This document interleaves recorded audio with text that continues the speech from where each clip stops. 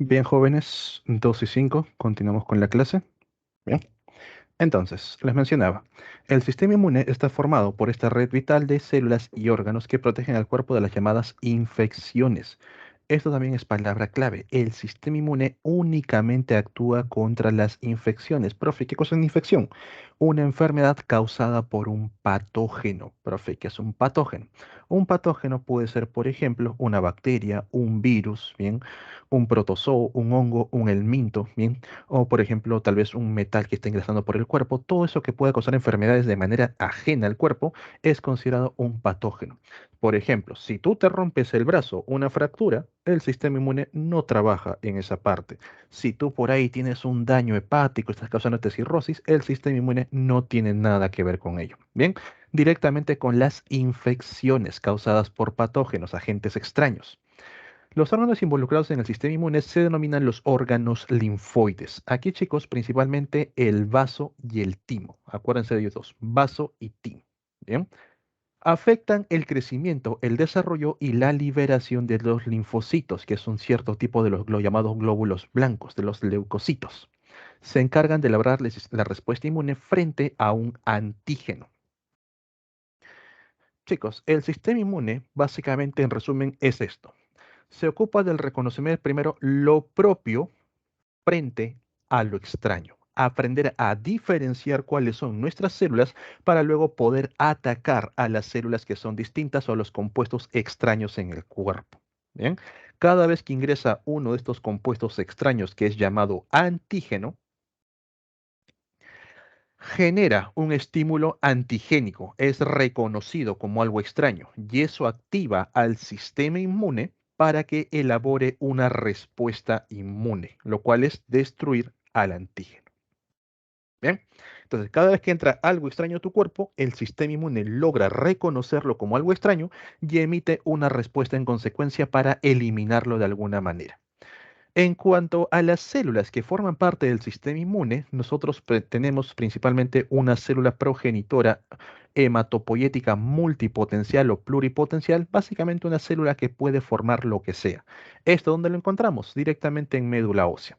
A partir de esta célula madre se van a formar por un lado en los progenitores mieloides, donde se desarrollan los mastocitos o llamadas células cebadas, eritrocitos o glóbulos rojos, los trombocitos o también conocidos como plaquetas, pero también se desarrollan los mieloblastos, a partir de los cuales salen células de defensa.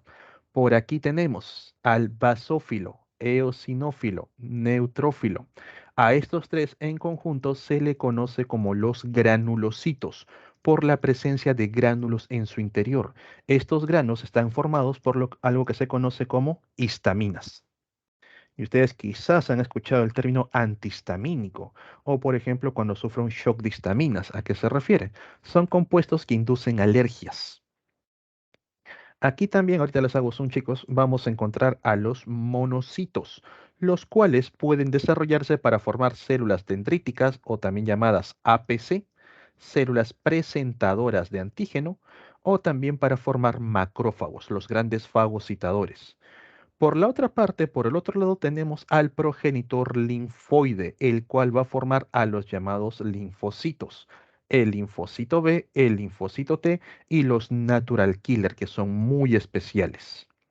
Pregunta, chicos, ¿ingresar a San Marcos es difícil? ¿Qué opinan, sí o no?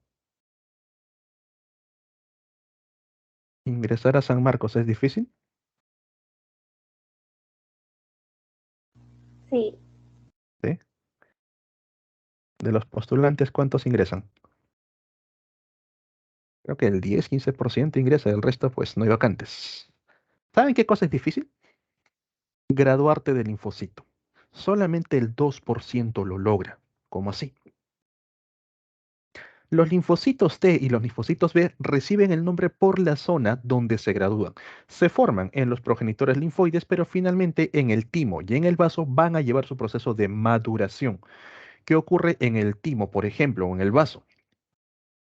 Sobre todo con las células T, el 2% logra graduarse y el resto es eliminado en el proceso. Automáticamente lo elimino.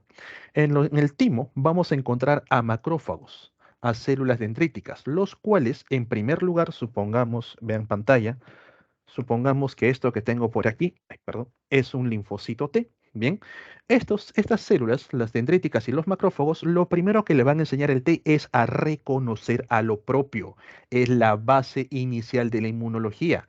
El linfocito T entonces empieza. Le traen una célula epitelial, lo conoce, no reaccionó, pasó la prueba. Célula hepática, célula nerviosa, célula muscular, y así le van trayendo todas las células del cuerpo y el linfocito solamente tiene que conocerlas, no tiene que atacarlas. Profe, ¿qué pasa si el linfocito la reconoce y lo ataca? Apenas el linfocito reaccionó ante una célula propia, el macrófago lo mata. Automáticamente lo elimina. Y nada que el siguiente año, nada que en veranito, automáticamente está descartado. ¿Por qué? Supongamos que este linfocito T reaccionó a una célula nerviosa. ¿Qué pasa si lo libero en torrente sanguíneo? ¿A quién va a atacar? A tejido nervioso, generándote enfermedades autoinmunes, algo que se conoce como Guillain-Barré cuando destruye las vainas de mielina u otras enfermedades. Bien, entonces, primero tienen que aprender a reconocer a lo propio. Gracias a eso, los linfocitos T, una vez que han pasado toda la prueba, solamente el 2% termina, pueden graduarse como linfocitos T de tipo CD4, también llamados T4 o TCD4, conocidos como auxiliares o helpers, y los TCD8, conocidos como citotóxicos o asesinos. Citotóxico es la forma más científica de llamarlos. Bien, los helpers y los killers. Ahí está. Entonces, recién cuando pasó la prueba, listo. Las células B hacen lo mismo. Tienen que pasar una prueba y simplemente finalizan como células B. Ok. Entonces, ¿qué ocurre cuando nosotros tenemos una infección? Atentos por aquí, vamos a contagiarnos de coronavirus. Al momento que las partículas virales entran en nuestro cuerpo, se activa nuestra primera línea de defensa celular. Bien, defensa netamente de células. ¿Quiénes son la primera línea de defensa celular? Todos los que están por aquí, estos.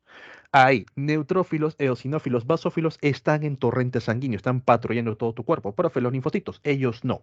Ellos están guardados en el timo, en el vaso o en los ganglios linfáticos. Ahí están almacenados. Los neutrófilos son eficientes contra todo, van a atacar todo tipo de patógenos, bacteria, virus, protozoo, todo lo que ingrese, pero principalmente son muy eficaces contra bacterias, son los más abundantes que hay y van a tratar de controlar la infección en esa etapa. Tú hasta ahí ni te has enterado que tienes un virus, no desarrollas sintomatología. Los eosinófilos no son muy buenos contra bacterias ni contra virus, de por sí incluso pierden una pelea frente a frente. Los eosinófilos son muy efectivos contra parásitos, ellos no van célula contra célula, de frente se van contra el pluricelular o contra el protozoo. Comiste por ahí anisakis, helmintos, cualquier tipo de parásito, los eosinófilos rápidamente se sobreactivan, se multiplican y atacan en grupo. Por eso que si tu examen de sangre sale eosinófilos altos, tu cuerpo está siendo parasitado. Los basófilos no se sabe exactamente qué es lo que hacen. No es que ataquen directamente a los patógenos, pero fíjate el tamaño de esas histaminas. No sé si alguna vez, por ejemplo, por tu zona, por tu barrio han robado y siempre hay una vecina que empieza a gritar a toda voz para que el resto de las personas salgan. Algo así hacen los basófilos. Liberan gran cantidad de histaminas y el resto de las células rápidamente llega a la zona de infección. Se podría decir que esa es su función. No va a atacar cuerpo a cuerpo. Los macrófagos, por supuesto, van a estar ahí al pendiente, bien fagocitando todo cuerpo extraño, destruyéndolo completamente, y los APC van a estar ahí esperando que algo sea destruido. ¿Por qué? Supongamos que tienes un virus por ahí, está completamente formadito, llega un macrófago, lo destrozó. Bien, los pedazos del virus van a quedar regados en torrente sanguíneo, en el tejido que está infectado, y los APC van a coger un pedacito de este virus. ¿Para qué? En caso que la batalla se torne complicada y tu primera línea de defensa celular no pueda contrarrestar la infección, que la infección continúe avanzando, tanto los APC como los macrófagos también tienen esta opción, cogen estos pedacitos del patógeno, del virus, de la bacteria y van hacia la segunda línea de defensa celular.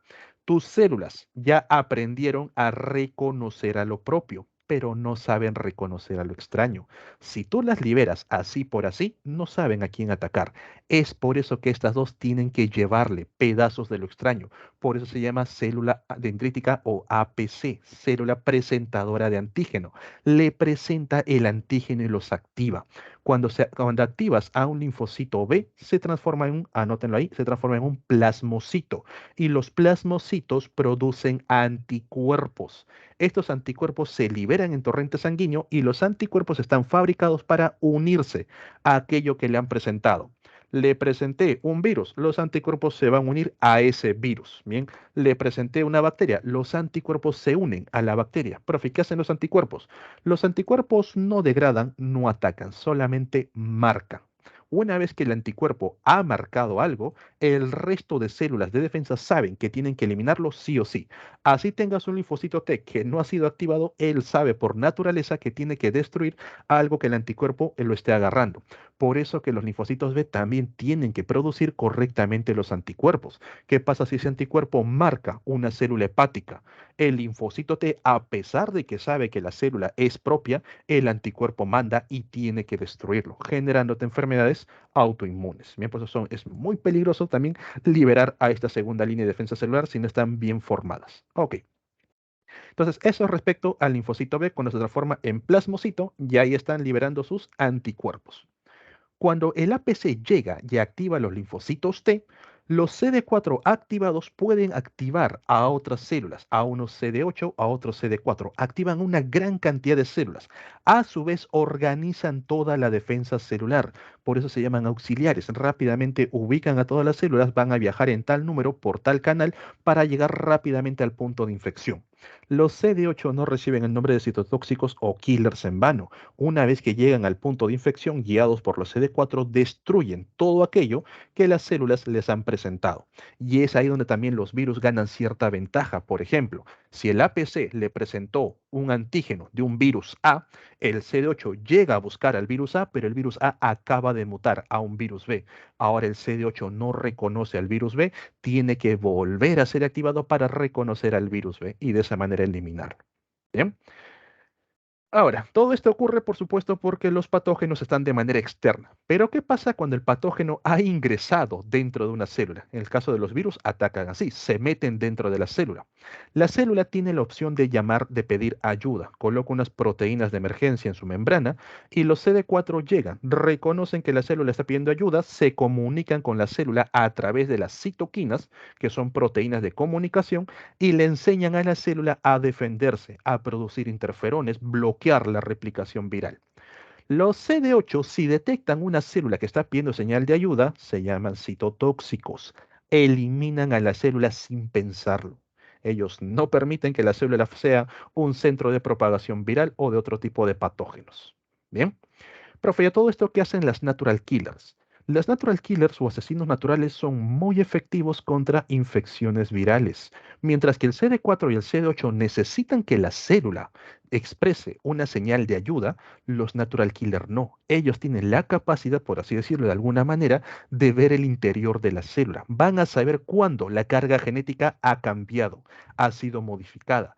Por eso que las natural killers son muy eficientes contra infecciones virales y muy eficientes contra problemas tumorales y cancerígenos. Las natural killer, para que trabajen más eficientemente, se pueden sobreactivar. ¿Cómo? Con la risa, con el buen humor. Si quieren, googleenlo. Sobreactivación de natural killers por efectos de la risa.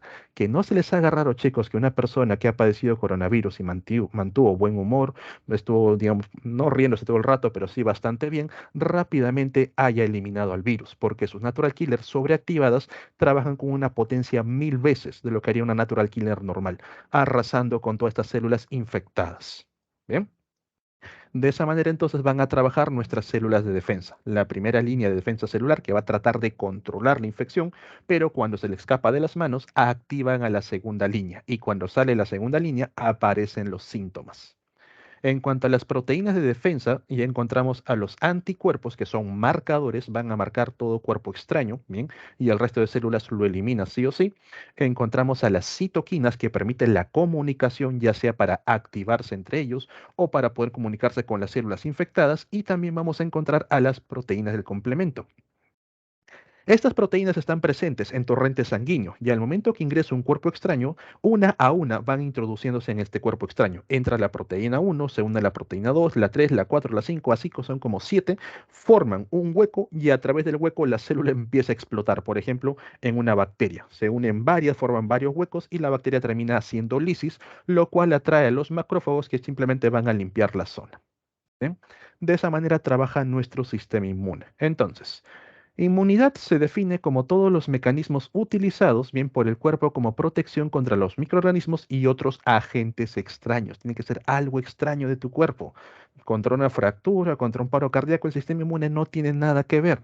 Los mecanismos de defensa son conocidos como inmunidad innata, de manera natural, e inmunidad adquirida. ¿Qué cosa tenemos nosotros de manera innato? A estos. A ellos nadie les ha enseñado de manera natural, ya aprendieron cuál es lo propio, cuál es lo ajeno, incluyendo al natural killer.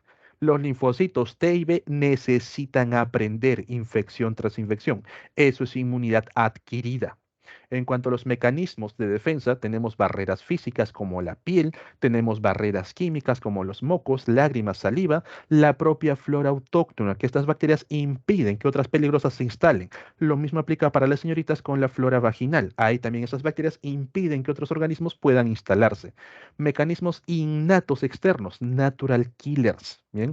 Destruyen células extrañas o células infectadas o tumorales. Cuando cambia la carga genética, las natural killers se dan cuenta, evitando la aparición de tumores mediante las perforinas, ¿bien? Perforan a la célula y simplemente hacen lisis. Los interferones para evitar la replicación viral y las proteínas del complemento, las cuales se van uniendo y provocan la lisis, ¿bien? Atrayendo de esa manera a otros fagocitos también llamados macrófagos. En cuanto a los tipos de inmunidad, señores, cuando nosotros tenemos una inmunidad activa es porque hay memoria inmunológica. El cuerpo aprende quién lo ha infectado para estar preparado para la siguiente vez. ¿Y de qué manera aprende? Generando tus propios anticuerpos. De esa manera ya el cuerpo está listo para defenderse. ¿Cómo se puede obtener? Tras superar una infección de manera natural, corres el riesgo de morir, corres el riesgo de quedar con complicaciones o puedes hacerlo por inyección de antígenos de manera artificial, algo conocido como las vacunas. Aquí no corres el riesgo de morir ni quedar con secuelas, por eso la importancia de las vacunas, que nuestro cuerpo, en lugar que le entre el virus completito, le entran fragmentos y estos fragmentos activan al sistema inmune. Estos fragmentos son antígenos. Luego tenemos la inmunidad pasiva, el cual es un efecto temporal, tiene un periodo de tiempo y luego se te va. ¿Por qué? Porque tu cuerpo no fabrica anticuerpos, los adquiere. Bien, los anticuerpos de otro organismo, como por ejemplo de la madre al niño, de manera natural, cuando está en desarrollo, cuando está en lactancia, la madre le pasa anticuerpos porque el niño recién está formando los suyos y esos anticuerpos van a ayudar a proteger el cuerpo del niño. O de manera artificial, por ejemplo, cuando te pica una serpiente e ingresa el veneno, son proteínas tan pequeñas que van causando daño y al ser tan pequeñas tu sistema inmune no lo detecta fácilmente, pero otros animales por temas evolutivos sí. Entonces, cogemos los anticuerpos de este animal, te lo introducimos y ¿qué hacen los anticuerpos? Marcan, empiezan a marcar a las partículas de veneno y una vez que está marcado, tus células de defensa rápidamente lo reconocen y lo eliminan. A eso se le conoce como sueros. Entonces, no confundir una vacuna de un suero. En una vacuna te inyecto pedazos, partes del microorganismo llamado antígenos. En un suero te pongo anticuerpos de otro organismo para que te ayuden a detectar al antígeno. ¿Bien? Ok, chicos, hasta aquí la parte del sistema inmune y pasamos ya al último del día que tiene que ver con sistema nervioso. En la parte del sistema nervioso, nosotros vamos a verlo desde el punto de vista evolutivo, empezando con los organismos más primitivos que vienen a ser los poríferos. Recuerda que los poríferos, a pesar de que ser considerados organismos pluricelulares, trabajan como si fuesen organismos colonia. Las células que están en un lado trabajan de manera agrupada, los que están en otro lado, entonces no hay una coordinación, no hay una comunicación entre ellas. Son células que no desarrollan tejidos, mucho menos órganos, por lo tanto tampoco desarrollan sistemas, no tienen sistema nervioso. ¿Dónde aparece por primera vez un sistema nervioso? A nivel de los nidarios. las hidras, las anémonas, las medusas, ¿bien? El Filumnidaria. Ellos van a desarrollar el sistema nervioso de tipo reticular o difuso, llamado reticular porque tiene forma de redes, donde vamos a encontrar unas neuronas primitivas conocidas como protoneuronas, las cuales tienen la capacidad de poder responder frente a los estímulos, pero no tienen un centro de procesamiento de información, como vienen a ser los ganglios, como viene a ser el encéfalo o la médula en el caso de nosotros. Entonces, llega por aquí el estímulo, las neuronas coordinan y emiten automáticamente la respuesta. ¿Bien? No hay un centro de procesamiento en sí. Pero a pesar de eso, de ser un sistema nervioso muy primitivo, los nidarios han desarrollado órganos de los sentidos. Por ejemplo, en el caso de las medusas, en estas zonas oscuras conocidas como ropalios, vamos a encontrar a unas células llamadas ocelos, las cuales actúan como fotorreceptor y le permiten saber cuándo está de día, cuándo está de noche. Pueden diferenciar la luz de la oscuridad. Y también encontramos a unas células llamadas estatocistos, que van a tener en su interior a unas estructuras como si fuesen piedritas, estructuras calcáreas llamadas estatolitos.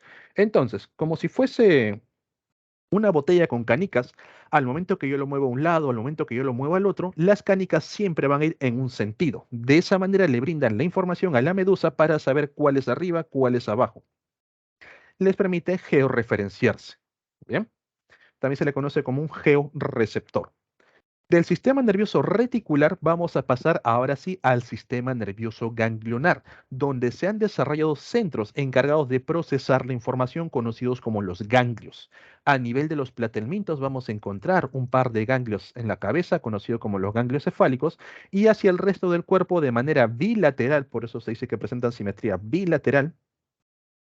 Hacia cada lado encontramos cordones nerviosos conectados por otras cuerdas nerviosas. Entonces tenemos por aquí un cordón nervioso longitudinal hasta la cola, otro cordón nervioso longitudinal, uno de cada ganglio, y entre ellos también cordones nerviosos o cuerdas nerviosas transversales.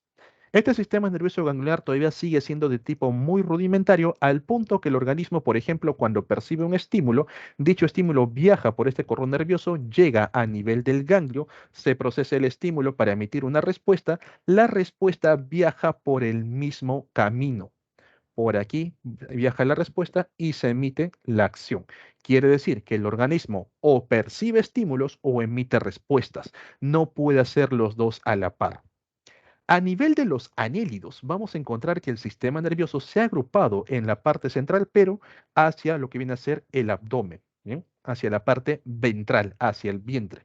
Vamos a encontrar que los ganglios están repartidos por todo el cuerpo, ya no solamente en la parte cefálica. A nivel cefálico se han formado tres ganglios principales, los cuales rodean la parte digestiva. En algunos textos vas a encontrar el término circunfaringeo, en otros circunesofágico, es lo mismo. Son ganglios que forman un anillo rodeando la parte digestiva, ¿bien? Con ganglios supraesofágicos, infraesofágicos o lo mismo referente a la faringe. Estos ganglios también se encuentran repartidos por el resto del cuerpo, pero un punto evolutivo muy importante que surge con los anélidos y hasta el día de hoy nosotros lo tenemos es la doble vía nerviosa, donde vamos a encontrar nervios que únicamente perciben estímulos, a estos se les conoce como nervios sensitivos o aferentes, y nervios que únicamente emiten respuestas, nervios motores o eferentes, lo que permite que el organismo pueda captar los estímulos del medio y emitir respuestas en consecuencia. Bien, es un punto evolutivo clave que aparece en los anélidos y de aquí en adelante todos los organismos lo presentan. De los anélidos a los artrópodos no hubo mucho cambio. De por sí a nivel de los anélidos, los ganglios, bueno, aquí no se observa, pero si lo vemos, por ejemplo, de manera frontal, acá están los ganglios cerebroides a nivel de la cabeza y hacia cada lado del cuerpo vamos a encontrar los ganglios por pares, en ganglios por todo el cuerpo. Estos ganglios no están fusionados, todavía se mantiene esa separación, están en posición ventral conectados entre sí. Bien, de esa manera están los ganglios. En cambio, en los artrópodos, los ganglios se han vuelto más cercanos. No se han fusionado completamente, pero están uno en contacto con el otro. Lo notamos por aquí. pareciese que fuese de posición dorsal. No, no, no. Sigue siendo de posición ventral. Se mantienen los ganglios cerebrales, se mantienen los ganglios repartidos por todo el cuerpo y la doble vía nerviosa. Es por eso, chicos, que ustedes pueden cortarle la cabeza a un insecto y van a ver cómo la cabeza sigue en movimiento, el cuerpo también trata de escapar, pero por ejemplo, si yo le corto una patita, la patita ya no se mueve, mientras que el resto del cuerpo escapa. Bien, ¿por qué? Porque ya la patita ha perdido contacto con alguno de los ganglios, por eso ya no puede emitir respuestas frente a los estímulos. De los artrópodos a los moluscos sí hubo un fuerte proceso evolutivo, donde los ganglios, en lugar de estar repartidos por todo el cuerpo, se agruparon en tres centros específicos. Ya de por sí se hicieron mucho más complejos para poder procesar mayor cantidad de información y vamos a encontrar a los ganglios cerebroides, los ganglios pedios o pedales y los ganglios viscerales, los cuales están conectados entre sí para poder pasarse la información. A su vez, por ejemplo, en esta imagen observamos el desarrollo de mayor cantidad de órganos receptores. Tenemos un ojo vesicular que actúa como fotorreceptor ya para poder visualizar mucho mejor, tentáculo táctil como mecanorreceptor. Notamos nuevamente la presencia del estatocisto junto con los estatolitos en su interior, como si fuesen canicas. Y por aquí un osfradio. Osfra es percibir un olor. Un osfradio actúa como si fuese una nariz, bien, actúa como quimiorreceptor. Lo mismo vamos a encontrar a nivel de los cefalópodos, solo que mucho más complejos. Este es el ganglio cerebral, ganglio pedio o también llamado ganglio braquial porque controla los brazos y tentáculos, y el ganglio visceral. A nivel de los cefalópodos, por ejemplo, ellos presentan células fotorreceptoras en los tentáculos. Cuando van pasando los tentáculos por la superficie de las rocas del fondo marino, detectan tanto la textura, mecanorreceptor, como el color, fotorreceptor. No son ojos, por si acaso, no es que lo vean, no es que actúen directamente con la luz, simplemente pueden detectar los pigmentos y gracias a eso, el ganglio braquial que acaba de detectar los colores pasa la información a los otros ganglios y todo el cuerpo del animal puede mimetizarse completamente. Bien, entonces en los moluscos se ha vuelto más complejo los ganglios, pero están agrupados en tres zonas específicas: cerebroide, pedal y visceral. A nivel de los equinodermos, que aquí faltó señalar, vamos a encontrar el sistema nervioso radial. ¿Profe, un nuevo sistema? No. Viene a ser un sistema nervioso ganglionar, solamente que los ganglios han formado un anillo rodeando la parte del esófago. Por eso se le conoce como anillo nervioso periesofágico. Este anillo nervioso se va a conectar con cada uno de los extremos del animal a través de los nervios radiales. Y recuerden que los equinodermos presentan simetría pentarradial. El cuerpo está dividido en 5 segmentos, por lo que su sistema nervioso también es de tipo pentarradial, hacia 5 segmentos. Luego de que surge el sistema nervioso ganglionar, se dan cuenta cada vez se ha hecho más complejo, poco a poco han aparecido ganglios por el resto del cuerpo, se han ido fusionando, formando la doble vía nerviosa. Finalmente se desarrolló el sistema nervioso dorsal o encefálico, donde los ganglios que iban a formar la parte de la cabeza desarrollaron al encéfalo y los ganglios que estaban repartidos por el cuerpo, que poco a poco se iban fusionando, se iban juntando, desarrollaron a la médula espinal. Entonces, esto es lo que nosotros vamos a encontrar en un sistema nervioso dorsal o encefálico. Bien, dorsal por la posición, porque a diferencia de todos los anteriores, es el único sistema nervioso que se ubica en la parte de atrás, en la parte del dorso. Este encéfalo está formado por un cordón nervioso dorsal único y hueco, bien con pares nerviosos craneales y espinales. ¿Qué es eso? Es una serie de nervios que sale tanto de la parte del encéfalo, estos son los pares craneales, y también los nervios que salen a partir de la médula, estos son los pares espinales.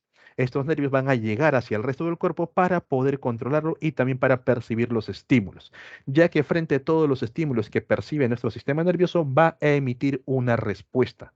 Entonces, los estímulos son captados por órganos receptores, activan un sistema de coordinación, tanto en la parte nerviosa como en la parte endocrina, lo que les mencioné, sobre todo cuando se libera adrenalina, activa ambos, lo que permite activar órganos efectores, los músculos y o también las glándulas, para emitir una respuesta en conjunto. Por ejemplo, empiezas a percibir demasiado calor, tu cuerpo empieza a generar vasodilatación, vas a ver cómo se empiezas a poner chaposito y tus glándulas sudoríparas se activan. O por ejemplo, empieza a hacer demasiado frío, tus músculos van a desarrollar pequeños espasmos, empiezas a temblar, los vellos se te erizan. Entonces, de alguna forma, tu cuerpo va a responder siempre frente a los estímulos con un sistema de coordinación tanto nervioso como endocrino. Ahora, chicos, en cuanto a las características básicas del sistema nervioso, tenemos tres. Número uno, el arco reflejo, que es algo nato, es algo, digamos, natural, es algo innato, con lo que naciste. El arco reflejo consiste en lo siguiente. Cuando el cuerpo recibe un estímulo a través de un receptor, dicho estímulo viaja por una neurona sensitiva o también llamada aferente hasta la médula espinal. Aquí está la clave.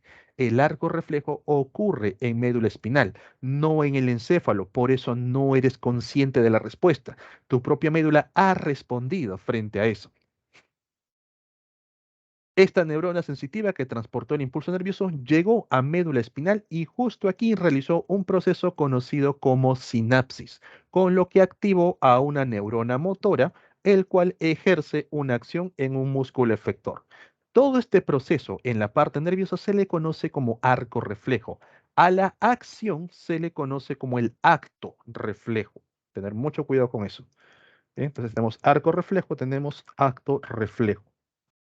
Ahora, este arco reflejo que les he mostrado es de un solo proceso sináptico. También se le conoce como arco reflejo monosináptico, pero también puede darse más de una sinapsis.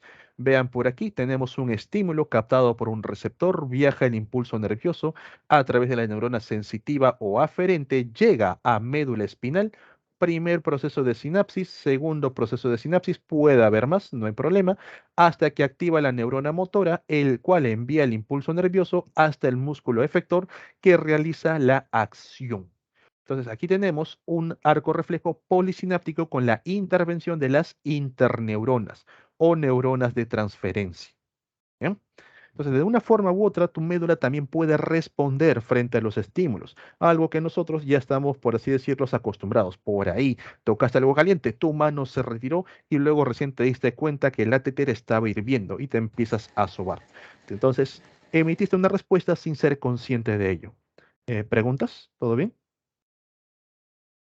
¿Activaron el micro, creo? Ok. Ahora, en este arco reflejo hemos visto también otros procesos básicos, impulso nervioso y sinapsis nerviosa. ¿Qué es eso, profe? El impulso nervioso viene a ser el medio a través del cual, mediante diferencia de cargas, se envía una señal de un punto a otro de una neurona. El impulso nervioso viaja a través del axón de la neurona. Ahora, para empezar el impulso nervioso, chicos, en una membrana del axón, vamos a encontrar que esta membrana se encuentra en reposo. Y una membrana cuando está en reposo, cuando no pasa nada, presenta cargas positivas hacia la parte externa y cargas negativas hacia la parte interna. Esto es una membrana en reposo. Como tiene cargas positivas hacia afuera, negativas hacia adentro, presenta polaridad, tiene polos. Es una membrana polarizada.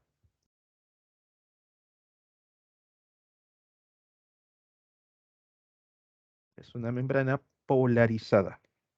Ahí está. Entonces, vamos a generar un impulso nervioso. Llega un estímulo y lo primero que va a ocurrir es que uno de los canales que están por aquí, separando la parte externa e interna, se activa y va a dejar que una carga positiva ingrese. En este caso, ingresa una carga de sodio, un ion sodio. Al momento que el primer canal cambió su polaridad, esto estimula a que el siguiente también lo haga, captura sodio, cambió su polaridad, estimula a que el siguiente lo haga y así va cambiando canal por canal. A este proceso se le conoce como despolarización. Está perdiendo su polaridad. Inicia el impulso nervioso, el ingreso de sodio. Pero una vez que ya permitió que una carga positiva ingrese, necesita regresar a la normalidad. Ingresó una positiva. ¿Quién sale? También sale una carga positiva para que vuelva a su estado basal, a su estado neutro. Entonces, este primer punto libera una carga positiva. Si entra sodio, ¿quién sale? Potasio. Como el primero regresó a su estado polar, estuvo polarizado, hace que el segundo también libere potasio, regrese a lo mismo y hace que el tercero también y así, uno tras otro. A esto se le conoce como la repolarización. Van a volver a estar polarizados. Entonces, chicos, por un lado, inicia bien la despolarización. empieza a cambiar, va cambiando y por el otro va regresando a la normalidad. Es por eso que estos cambios van uno detrás de otro hasta que llega a la parte final de la neurona, hasta que llega a los botones terminales o también llamados botones sinápticos. Es por ello que el impulso nervioso viaja en un solo sentido. Ahora, ¿qué pasa cuando a nivel del axón vamos a encontrar a las vainas de mielina? Las zonas donde están presentes las vainas de mielina, por ejemplo, por aquí, no tienen carga. En esta zona, si hay una vaina de mielina, no va a haber carga, no hay canales que puedan permitir intercambio iónico. Entonces, ¿qué ocurre? La primera cambia, activa el segundo, este tiene que activar al siguiente, pero como hay una vaina de mielina, activa hasta aquí, hasta el siguiente espacio, conocido como los nodos o nódulos de Ramberg. Suponiendo que por aquí hay otra vaina de mielina, ignoren la imagen de abajo, ¿bien? Este activa al siguiente punto y este tiene que volver a saltar hasta el siguiente punto. Por eso se dice que a mayor cantidad de vainas de mielina, el impulso nervioso viaja mucho más rápido, porque ya no tiene que ir de punto en punto, sino que puede saltar esos espacios y únicamente viajar entre los espacios conocidos como los nódulos o nodos de Ramberg. Cuando el impulso nervioso finalmente llega al otro extremo, ahí ubicamos a los botones sinápticos o botones terminales. Entonces, por aquí ha llegado el impulso nervioso, activando, desactivando las bombas de sodio y potasio, pero cuando llega a este punto, el impulso nervioso activa a los canales de calcio, que son también unas proteínas. Cuando los canales de calcio son activados, capturan calcio al interior del botón sináptico. Ese calcio que acaba de ingresar permite que las vesículas sinápticas, en cuyo interior están los neurotransmisores, puedan fusionarse con la membrana. Una vez que se fusionan, liberan los neurotransmisores y esto es pregunta de examen. Los neurotransmisores no ingresan en la célula postsináptica, solamente activan a sus canales. En este caso, un canal de sodio-potasio y la célula postsináptica captura sus propios iones, generando su propio impulso nervioso. Bien, los neurotransmisores no ingresan en la neurona postsináptica. Por fin, ¿qué ocurre después con los neurotransmisores? Son recapturados por el botón sináptico, nada más. A esto se le conoce como sinapsis. Bien, entonces repito, llega el impulso nervioso, activa las bombas de calcio, entran los iones calcio y gracias a eso las vesículas con neurotransmisores se fusionan en el lado de la membrana que da justo hacia la otra neurona. En ese pequeño espacio se liberan los neurotransmisores, el llamado espacio sináptico, y los neurotransmisores no ingresan en la neurona postsináptica, solamente activan los canales iónicos de la neurona postsináptica. Una vez que están activados, estos canales realizan sus propios intercambios iónicos y generan su propio impulso nervioso. Y capturan sodio, liberan potasio y así van transmitiendo el impulso nervioso. Bien, esto es sinapsis. Bien, chicos, ya de manera general, dentro del sistema nervioso, reconocer que el sistema nervioso a nivel de los seres humanos está formado tanto por la parte del encéfalo, bien, lo que viene a ser la parte de la cabeza, y también por la zona de la médula espinal.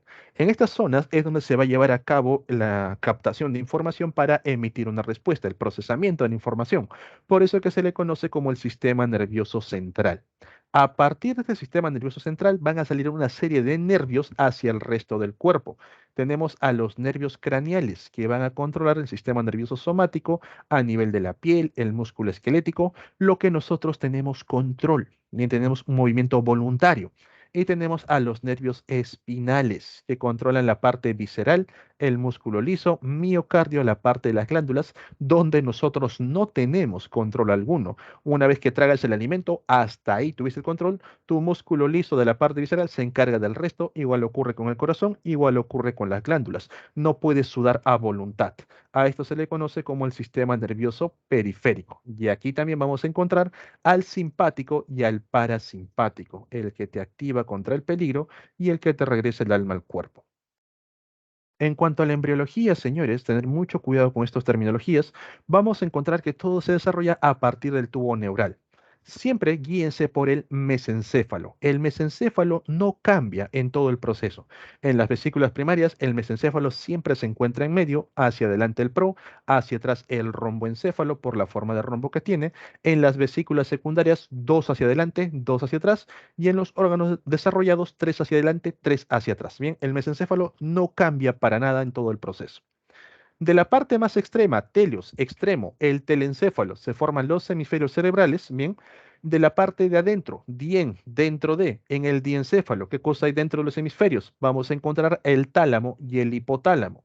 El mesencéfalo es el propio mesencéfalo, más allá de algo, metaencéfalo, en forma del puente de Barolio, y el cerebelo, bien. Y por último tenemos al mielencéfalo o mieloencéfalo. Mielo es médula, forma el bulbo raquídeo o también llamado médula oblonga. Chicos, estos términos, por favor, conocerlos de antemano. Bien, por aquí les coloco lo que significa y de alguna forma te va a ayudar a recordarlo. Ahí está. Bien, telio, extremo, dien adentro de, mesos es medio, meta es más allá y mielo es médula. Bien, ok. Respecto al sistema nervioso central, a nivel de los seres humanos, tenemos la parte del encéfalo, donde ubicamos al cerebro, el cerebelo, y vamos a encontrar que al momento que hacemos un corte transversal, vemos una sustancia gris en la parte extrema y una sustancia blanca en el centro. ¿Qué quiere decir esto? La sustancia gris está formada por los cuerpos neuronales, el cuerpo de las neuronas, los somas, mientras que la sustancia blanca está formada por las fibras o también conocidos como axones, las colitas. Bien, entonces esto a nivel del encéfalo, pero en la médula es al revés. La sustancia gris está en el centro, fíjate, bien, alternando, mientras que la sustancia blanca está alrededor, pero sigue siendo lo mismo. Sustancia gris, cuerpos neuronales, los somas, la sustancia blanca, los axones, bien. Por el centro de la médula espinal vamos a encontrar un orificio conocido como el epéndimo, a través del cual circula el líquido cefalorraquídeo. Bien, entonces eso no te olvides, en cuanto a las posiciones de la sustancia gris y la sustancia blanca. Ahora, empezando con el cerebro, bien, dejamos atrás a la médula, el cerebro presenta tres cisuras, la cisura de Silvio, la cisura de Rolando y la cisura parieto-occipital, lo cual divide al cerebro, a cada lóbulo, perdón, a cada hemisferio, en cuatro lóbulos. Hacia la parte de la frente, el lóbulo frontal. Hacia la parte de arriba, donde está la corona, el lóbulo parietal. Hacia la parte de atrás, el lóbulo occipital. Y a la altura entre las orejas, el lóbulo temporal. Los hemisferios cerebrales de por sí se indica que la parte izquierda es la parte lógico-matemático, la parte del razonamiento y controla la mano derecha, mientras que la parte del lóbulo derecho es la parte imaginativa, creativa y controla la parte izquierda, lo cual no es 100% real. Ambos lóbulos se encargan de controlar ambos lados del hemisferio, y eso como se sabe, en personas que luego de accidentes, sobre todo de guerras, han perdido uno de los hemisferios, y al perder uno de ellos, el otro se ha encargado de todas las funciones, recuperando no el 100%, pero la mayoría de ellas. ¿Dónde sí habría un problema? Si pierdes a la estructura que conecta los hemisferios, el llamado cuerpo calloso. Si una persona pierde el cuerpo calloso por una tumoración, accidente, cirugía, operación, los hemisferios, los dos van a tratar de controlar al cuerpo, no teniendo coordinación y haciendo que la persona no se desarrolle correctamente. Hay casos registrados donde una persona ha tenido problemas en el cuerpo calloso y han tenido que sacrificar uno de los hemisferios para que el otro pueda trabajar de manera tranquila. Bien, una decisión muy difícil respecto a las funciones que encontramos hacia cada lado. En cuanto a los lóbulos, la parte frontal es el área motriz y también conocida como el área psicomotriz, los movimientos que uno realiza y también los movimientos imaginados, encontrando el área de Broca, el centro que se encarga de la comprensión del lenguaje, el cual se comunica más o menos por aquí con el área de Wernicke. Ya ambos en conjunto permite que nosotros podamos comunicarnos correctamente. Luego, en el lóbulo parietal, mucho cuidado en el parietal porque es el centro de procesamiento del dolor. Es el área de la sensibilidad general y también el área psicosensitiva, el área del dolor imaginado. Por ejemplo, tú por ahí te haces un corte en la mano, no te das cuenta y no sientes dolor porque no eres consciente, hasta que por ahí alguien te avisa, está sangrando y recién cuando lo ves empiezas a procesar el dolor. ¿Qué ha pasado? Recién ahí el área psicosensitiva le ha mandado información a la sensibilidad general para concentrarte en esta zona y ver si te duele o no te duele. En la parte posterior tenemos al lóbulo occipital, el que se encarga básicamente del procesamiento de la información visual. Tenemos el área visual con todo aquello que nosotros podemos ver y el psicovisual, básicamente lo que podemos imaginar que estamos viendo. Toda la información que llega de los ojos va a ser procesado por ahí y si una persona tiene un golpe justo en ese punto, va a sentir como que por un momento todo se pone negro y luego regresa a la luz. Y no es que los ojos hayan fallado, sino que por un momento la información dejó de ser procesada porque el área se vio comprometida. Luego, a nivel de las orejas tenemos el lóbulo temporal. Y acuérdate de eso, como se encuentra entre las orejas, es el área que va a codificar la parte auditiva y también la psicoauditiva. Auditivo, todo lo que nosotros vamos escuchando, lo que va enviando a partir de las orejas con el órgano de Corti, y la psicoauditiva, por ejemplo, cuando has visto esos memes donde sale una frase y sale un personaje y tú lo lees con la voz del personaje, ahí estás imaginando los sonidos. O por ejemplo, cuando estás cantando en inglés o en otro idioma, en tu mente cantas y pronuncias muy bien, pero cuando quieres cantar realmente, cuando activas el área motriz, te sale completamente descoordinado y con palabras nuevas. Bien, entonces no olvidar las funciones que presenta cada uno de los lóbulos. Seguimos bajando y encontramos, número 3, al tálamo y el hipotálamo. El hipotálamo ya lo mencionamos en la parte endocrina, es un centro de control, presión sanguínea, función digestiva, impulso sexual también tiene que ver, control de temperatura, entre otros. El tálamo es un órgano filtro. Cuando nosotros, por ejemplo, estamos en la calle, vamos a escuchar una gran cantidad de ruidos, vienen ruidos en este sentido, en este sentido, en el otro. Gracias al tálamo podemos únicamente centrarnos en uno de ellos e ignorar completamente al resto. Lo mismo ocurre con la parte visual. Gracias al tálamo nosotros podemos enfocar la vista solamente en un punto, en una idea, bien, y prestar atención a esos conceptos. En cambio, si no tuviésemos tálamo, toda la información visual llegaría al cerebro sobresaturándolo. Luego, en la parte posterior, todo lo que ven por aquí viene a ser el cerebelo. El cerebelo, por si acaso, como es parte del encéfalo, también tiene lo mismo, sustancia gris de manera superficial y sustancia blanca en la parte central. Tener mucho cuidado, bien, no solamente los hemisferios, el cerebelo también. El cerebelo participa en lo que viene a ser el equilibrio. Se apoya tanto con la parte visual como también con los oídos. De esa manera nosotros podemos equilibrarnos correctamente. Una persona, por ejemplo, si quiere saber si el cerebro está funcionando o no, simplemente te tapas los ojos, cierras los ojos y vas a ver que tu cuerpo se va hacia adelante y hacia atrás, pero mantienes el equilibrio. A eso se le conoce como precesión. Si el cerebelo estuviese dañado, la persona automáticamente cuando cierra los ojos se va hacia un lado y termina cayéndose. Los oídos también ayudan en eso, gracias a los estatocistos que están ahí en los canales semicirculares. Por eso que cuando ustedes, por ejemplo, han estado en estos juegos que dan muchas vueltas y luego se bajan, como que no pueden aguantar el equilibrio porque los estatoslitos bien están dando vueltas como si fueran canicas hasta que poco a poco se detienen y recién ahí te envían la información correcta. El cerebelo también refuerza las contracciones musculares. Por eso, chicos, que ustedes han visto en películas que una persona viene con una pistola, le golpean por atrás y la persona se colapsa, cae por su propio peso. Profe, muy falso, mucha ficción. No es cierto, le ha golpeado el cerebelo. Y como el cerebelo refuerza las contracciones musculares, al momento que es golpeado, estas contracciones se sueltan y la persona colapsa por su propio peso. Eso llega a ocurrir.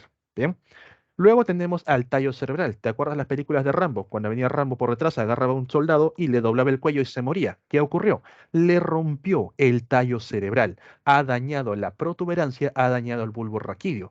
La protuberancia y el bulbo raquídeo ambos van a controlar los procesos de las funciones digestivas, controlan cómo va poco a poco moviéndose el alimento a través de los intestinos, a través del estómago, y también controlan la parte cardíaca, lo que viene a ver el movimiento del corazón y el intercambio gaseoso a nivel de los pulmones. Por eso que nosotros, cuando aguantamos mucho la respiración, empezamos a cargar nuestra sangre de CO2, la sangre se vuelve ácida y el bulbo raquídeo detecta esa acidez y envía un impulso nervioso a los pulmones para que realice intercambio gaseoso.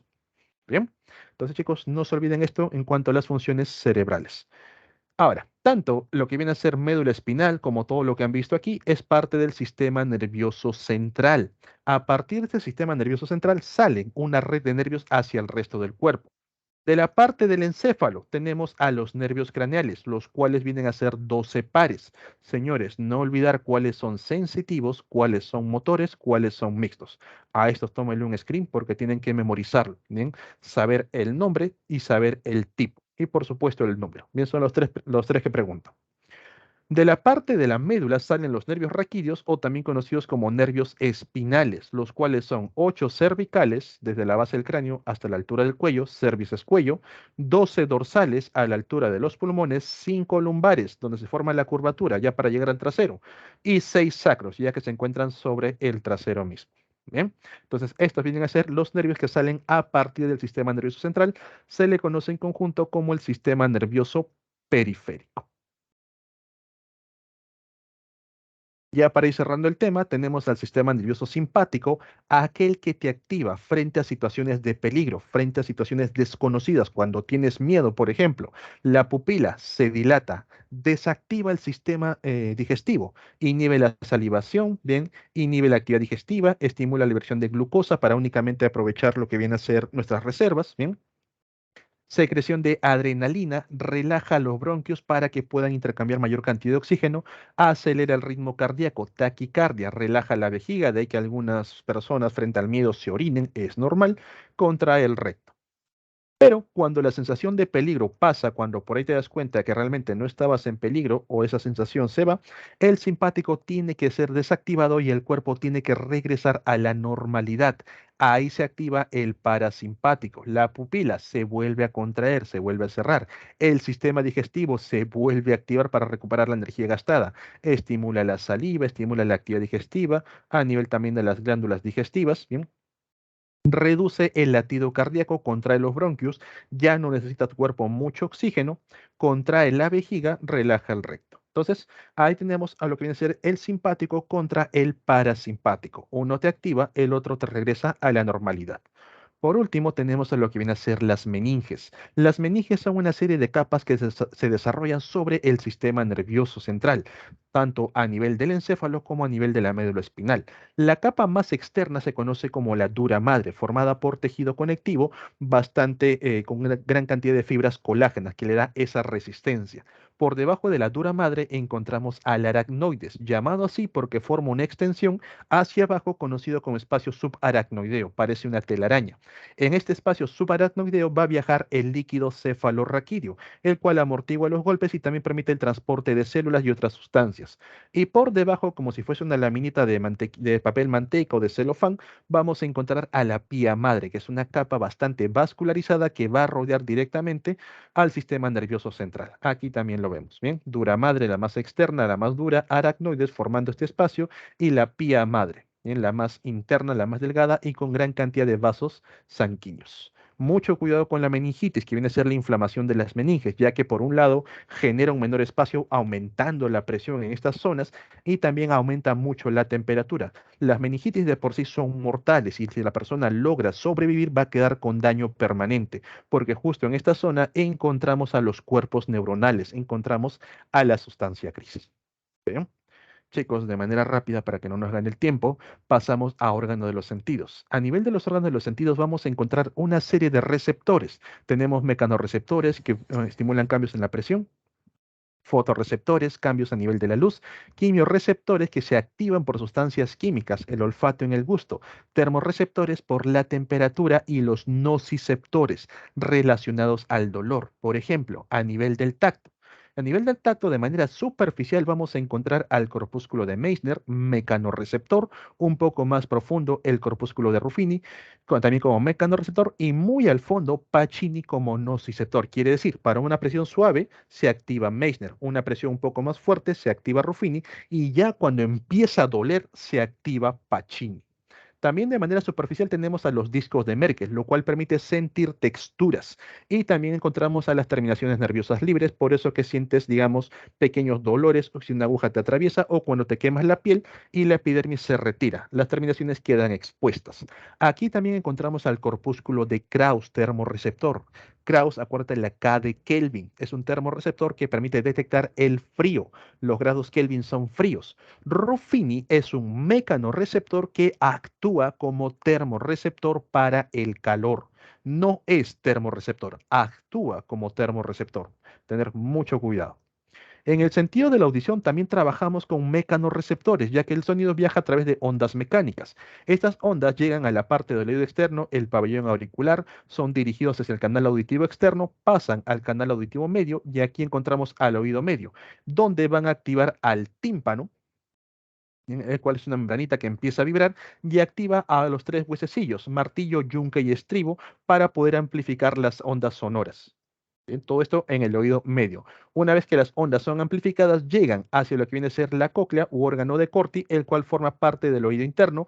Y en esta cóclea u órgano de Corti vamos a encontrar a células epiteliales que tienen cilios en la parte superficial y por debajo están conectadas con células nerviosas. Estos cilios vibran a medida que el sonido va llegando y van pasando la información a las células nerviosas que lo envían hacia el lóbulo temporal para que nosotros podamos interpretar el sonido. ¿Bien? Luego, en el sentido de la vista, chicos, recordar las tres capas internas. La más externa, esclerótica, la capa blanquecina, ese color blanquecito, ¿bien? Luego tenemos a la coroides, que viene a ser una capa rica en vasos sanguíneos, y por debajo la retina, donde vamos a encontrar tejido neuroepitelial, donde hay células nerviosas junto con células epiteliales. Encontramos a los conos, los cuales van a producir pigmentos que nos ayudan a detectar la luz. Eritropsina, eritrocitos, color rojo. Cloropsina, clorofila, color verde. Cianopsina, el cian, color azul. Los bastones, por su parte, nos permiten detectar las tonalidades a nivel de la luz. Cuando hay mucha luz, producen poca rodopsina, pero cuando hay poca luz van a producir abundante rodopsina. Por eso que cuando estás en un cuarto oscuro, bien, tus bastones producen una gran cantidad de rodopsina para detectar la poca luz y cuando sales a un ambiente abierto, una gran cantidad de luz llega a ti y te deslumbra, hasta que poco a poco la rodopsina se degrada para que no seas tan sensible. Bien, es un fotorreceptor. En cuanto al sentido del olfato, chicos, son tres células básicas las que tienen que aprender: la célula basal, la célula de soporte y la célula receptora. Son tres básicas. La receptora es la que se encarga de recibir las moléculas, ¿bien? Para poder enviar la información hacia el bulbo olfativo. Las células de soporte le brindan el soporte a la célula receptora y también producen el mucus y todo ello. Pero ¿alguna vez te has quemado el olfato cuando salió alguna sustancia muy fuerte o por casos de coronavirus? Profe, y al poco tiempo pude volver a recuperar. ¿Qué pasó? Gracias a las células basales. Las células basales son células madre que van a permitir regenerar el resto de células y recuperar de esa manera el olfato, ¿ven? Pero solamente a nivel de células receptoras. Si te dañas el bulbo olfatorio, ahí sí ya fue. Ahí sí vas a padecer de anosmia o pérdida total del olfato. Por último, chicos, tenemos el sentido del gusto, que también son estas tres mismas células. Tenemos a nivel de los poros gustativos, células gustativas o células receptoras, células basales, las cuales son células madre, y bueno, aquí no están señaladas las células de soporte, y hacen exactamente lo mismo. Las gustativas o receptoras se encargan de recibir moléculas, las cuales van a pasar la información a los axones, desde la parte nerviosa. Aquí vamos a encontrar células de soporte que se encargan de producir un poco del mucus, un poco de lo que viene a ser la lengua húmeda, y también encontramos células basales que son células madre. En caso que tú te hayas quemado la lengua, habrás notado que en esos momentos perdiste la sensibilidad al gusto, pero luego lo recuperaste con normalidad, porque las células basales regeneraron al resto de estructuras. En cuanto a los sabores, chicos, esto ya mencionamos en la parte del sistema digestivo. Bien, bien, chicos, me tengo que retirar. Yo ya estoy con la hora, son las 3:01. En pantalla estoy colocando las claves correspondientes a la semana. Bien, cuídense bastante, estudien un montón. Nos vemos la siguiente clase. Ha sido una clase bastante larga. Chao, chao. Hasta luego, profesor, cuídese. Cuídese, Cuídense, chicos. profesor. Éxitos. Sí, profe, cuídese. Hasta luego, profe, cuídese. Hasta luego, profe.